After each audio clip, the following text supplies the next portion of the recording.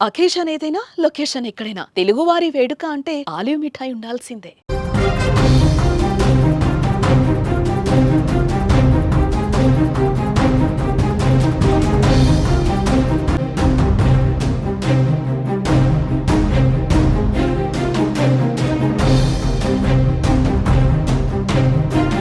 భారతదేశంలో టర్కీకి చావు దెబ్బ తగులుతోంది. పాకిస్తాన్‌కి మద్దతిచ్చిన టర్కీని ఇప్పుడు కేంద్ర ప్రభుత్వం కూడా కీలకమైన వ్యాపారాల నుంచి టర్కీకి సంబంధించిన వ్యాపారస్తుల్ని తొలగిస్తోంది. తాజాగా భారత ఎయిర్‌పోర్ట్‌లలో హైదరాబాద్, బెంగళూరు, ఢిల్లీ, ముంబై, కలకత్తా లాంటి ప్రధానమైన ఎయిర్‌పోర్ట్‌లలో సెక్యూరిటీ సర్వీసులు అందిస్తున్న టర్కీకి చెందిన సెలబీ ఎయిర్‌పోర్ట్ సర్వీసెస్ సంస్థను బహిరంగంగా రద్దు చేస్తూ కేంద్ర ప్రభుత్వం నిర్ణయం తీసుకుంది.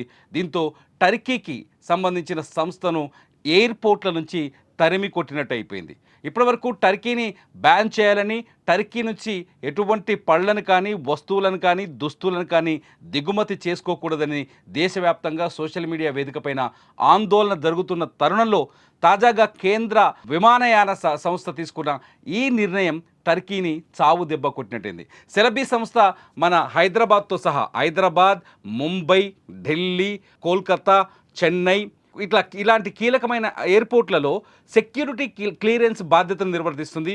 ఈ సెలబీ సంస్థ ఎవరిదో కాదు, టర్కీ అధ్యక్షుడు ఎర్డోగాన్ కూతురుదని తెలుస్తుంది. ఆమె పేరు సెమెయ్యికి సంబంధించిన కంపెనీ అని తెలుస్తుంది. అయితే సెలబీ సంస్థ మాత్రం తాజాగా ఒక ప్రకటనని విడుదల చేసింది.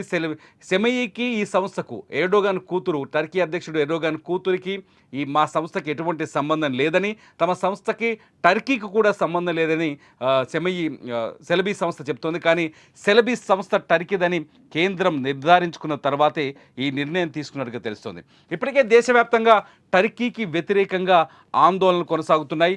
టర్కీ పైన తీవ్రమైన వ్యతిరేకత కొనసాగుతుంది. టర్కీతో పాటు అజర్బైజాన్ దేశాన్ని కూడా వ్యతిరేకించాలని భారతదేశ వ్యాప్తంగా ఆందోళన జరుగుతున్నాయి. ముఖ్యంగా సోషల్ మీడియా ఈ ఉద్యమాన్ని ముందుకు తీసుకొస్తుంది.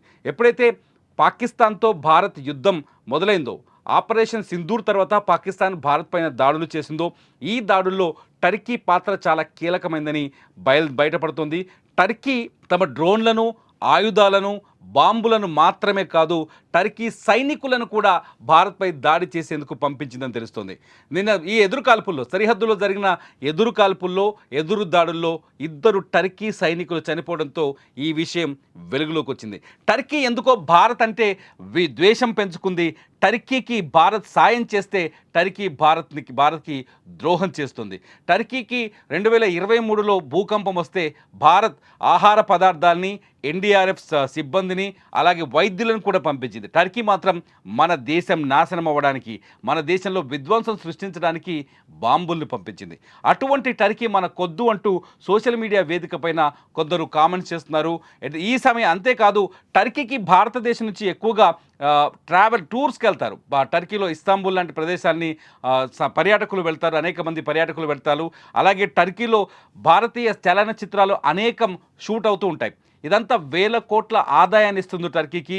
ఈ ఆదాయం మొత్తాన్ని ఇప్పుడు దెబ్బతీయాలని, ఈ ఆదాయాన్ని టర్కీకి ఇవ్వద్దంటూ భారతదేశ వ్యాప్తంగా సోషల్ మీడియా వేదిక పైన ఆందోళన, ఒక ఉద్యమం కొనసాగుతుంది.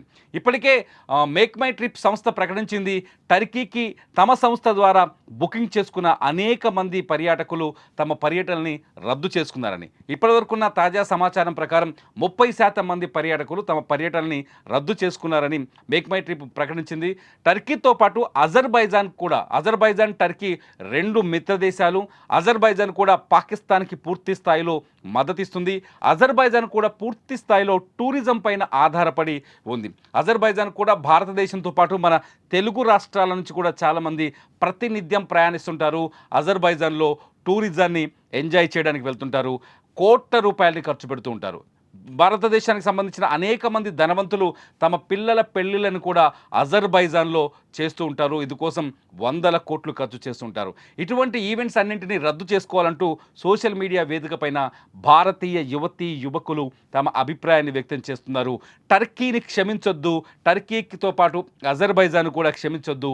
ఈ రెండు దేశాలకు మనం ఆదాయ వనరులను పెంచితే, ఈ రెండు దేశాలతో మనం వ్యాపారం చేస్తే ఆ ఆదాయాన్ని తీసుకెళ్లి పాకిస్తాన్కి ఆయుధాలు సరఫరా చేసి తయారు చేసి వస్తుందంటూ టర్కీ అజర్బైజాన్ పైన సోషల్ మీడియా వేదిక పైన అనేక ఆర్టికల్స్ కూడా రాస్తున్నారు. ఇటు కేంద్ర ప్రభుత్వం కూడా తాజాగా మన విమానాశ్రయాల్లో సెక్యూరిటీ క్లియరెన్స్ సర్వీసులు అందించే టర్కీకి సంబంధించిన సెలబీస్ సంస్థను నిషేధించడంతో, ఎందుకంటే ముఖ్యంగా ఇక్కడ మొదటి ప్రాబ్లం ఏంటంటే టర్కీ పాకిస్తాన్కి మద్దతు ఇవ్వడం వల్ల భారత వైమానిక స్థావరాల్లో కావచ్చు, లేకపోతే భారత విమానాశ్రయాలు కావచ్చు, సెక్యూరిటీ భద్రతా అంశం అత్యంత కీలకంగా మారుతుంది. ఆ కీలకమైన సెక్యూరిటీ వ్యవస్థల్లో టర్కీ సంస్థ ఉండడం వల్ల భారత రక్షణకు తీవ్రమైన ఆటంకం, ఇబ్బంది కలిగే అవకాశం ఉంటుంది. అందుకే ఈ సెలబీ సంస్థని నిషేధిస్తున్నట్టు కేంద్ర ప్రభుత్వం ప్రకటించింది. దీంతో టర్కీని చావు దెబ్బ కొట్టినట్టయింది. ఎందుకంటే భారతదేశంలోని దాదాపు అన్ని కీలక విమానాశ్రయాల్లో సెలబీ సంస్థ సర్వీసెస్ అందిస్తుంది. సెలబీ సంస్థ సెక్యూరిటీ క్లియరెన్స్ విభాగంలో ఉంది. ఈ దెబ్బతో నిజానికి ఇది టర్కీ అధ్యక్షుడు ఎర్డోగాన్ కూతురుకు సంబంధించిన సుమయ్యకి సంబంధించిన సంస్థ అనుకున్నారు. కానీ ఇందులో కొంత స్పష్టత రావాల్సి ఉంది. కాకపోతే ఇది టర్కీ బేస్డ్ కంపెనీ అని కేంద్రం నిర్ధారించుకున్న తర్వాతే ఈ నిర్ణయం తీసుకున్నట్టుగా తెలుస్తుంది. ఇప్పటికే టర్కీ గుట్టు బయటపడింది, చైనా గుట్టుపై బయటపడింది, అమెరికా ఆడుతున్న డబుల్ గేమ్ కూడా తెరపైకి వచ్చింది. ఒకసారి భారతదేశం యుద్ధం వైపు వెళ్ళినప్పుడు, పాకిస్తాన్ భారత్ పైన ఏకపక్షంగా దాడి చేస్తున్నప్పుడు పాకిస్తాన్ని కాపాడేందుకు భారత్ కాకుండా మిగతా ధనవంత దేశాలన్నీ పాకిస్తాన్కు అండగా నిలబడ్డట్టుగా మనకు చాలా స్పష్టంగా కనిపిస్తోంది. 1971లో రష్యా భారత్కి అండగా నిలబడింది. ఆ రోజు భారత్ పైన ఎటువంటి ఆ రోజు అమెరికా కావచ్చు, ఇతర దేశాలు, యూరప్ దేశాలన్నీ పాకిస్తాన్ వైపు నిలబడ్డాయి బంగ్లాదేశ్ యుద్ధంలో. కానీ రష్యా భారత్కి అండగా నిలబడింది. ఆ సీన్ మళ్ళీ ఇంకొకసారి రిపీట్ అయింది. ఈసారి కూడా రష్యానే భారత్కి అండగా నిలబడింది. టర్కీ, చైనా, అమెరికా పరోక్షంగా, అట్లాగే ఇతర యూరప్ దేశాలు నోరు మెదపకుండా పరోక్షంగా పాకిస్తాన్కి మద్దతు ఇచ్చినట్టు మనకు అర్థమవుతుంది. మొత్తానికి టర్కీ పైన తీసుకున్న ఈ చర్యల్ని మీరు ఎలా ఫీల్ అవుతున్నారు? టర్కీని బ్యాన్ చేయాల్సిన అవసరం ఇంకా ఉంది. టర్కీ వ్యాపారాలని కావచ్చు, టర్కీ నుంచి దిగుమతి చేసుకునే వస్తువుల్ని కావచ్చు. ఇప్పటికే టర్కీ యాపిల్ పళ్ళను రద్దు చేయడం వల్ల సిమ్లా పరిసర ప్రాంతాల్లో యాపిల్ తోటలు సాగు చేసే రైతులు చాలా సంతోషాన్ని వ్యక్తం చేస్తున్నారు. మీరేమనుకుంటున్నారు? టర్కీ వస్తువుల్ని బ్యాన్ చేయడాన్ని మీరెలా భావిస్తున్నారు? టర్కీ వస్తువుల బ్యాన్కి మీ వంతు బాధ్యత ఏమైనా తీసుకుంటున్నారా? ఈ వీడియో కింద కామెంట్ చేయండి. మీ కామెంట్స్ బాగుంటే మీ కామెంట్స్ పైన నేను మరో వీడియో చేస్తా. చూస్తూనే ఉండండి సుమన్ టీవీ.